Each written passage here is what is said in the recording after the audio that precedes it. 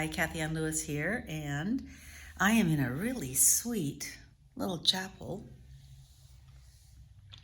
in the woods at our Seabeck community camp on the Hood Canal. And in this very heavenly little place, I want to talk to you about heaven. And it seems appropriate to talk to you about heaven at Seabeck because I've always had heavenly experiences here. Yes, I'm trying to get the right light and find a place to rest my arm at the same time. So let's talk heaven. Heaven, as you probably know and probably believe, is not a destination. It's not a place you arrive at. It's a state of mind. But what is that state of mind? Well, according to the mystics I've studied, it's a state of mind of, it's hard to explain, a sense of rightness, an overflowing of love, deep peace, contentment. All is as it should be. And that's not the state of mind that a lot of people are in, perhaps not even you right now. But Jesus said, the kingdom of heaven is within us and it's available to us. So that consciousness, the consciousness of all those things I mentioned, they are within us. But why aren't we experiencing them? Well, Jesus, the master teacher, had a wonderful parable to kind of chew on. And that parable said, in essence, that the kingdom of heaven is like a great treasure that someone found in a field. And they wanted that treasure, but they needed to have it legally. They didn't want to just steal it. So they sold everything they had to buy the land so that they could have the treasure. Well, I don't think that God wants us to sell everything we have, although there's some groups of people who thought that and they did that.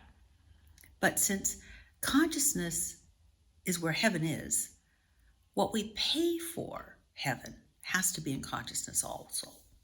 So what do we pay to buy the land, the ground of being of heaven?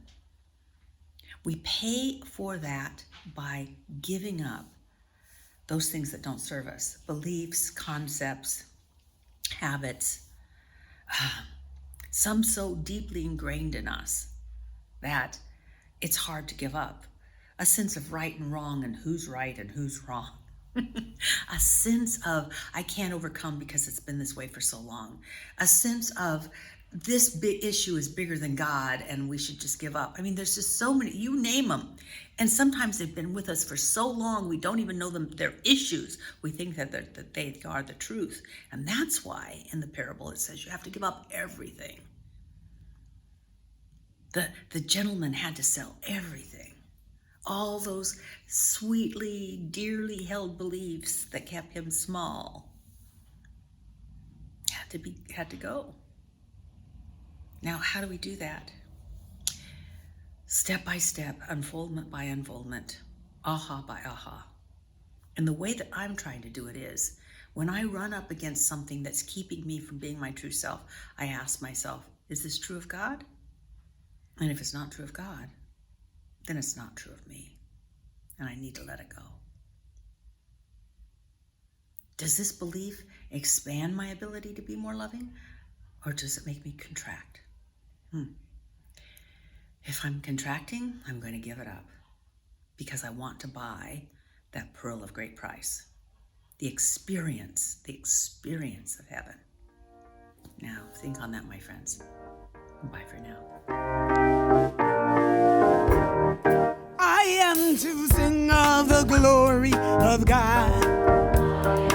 Sing of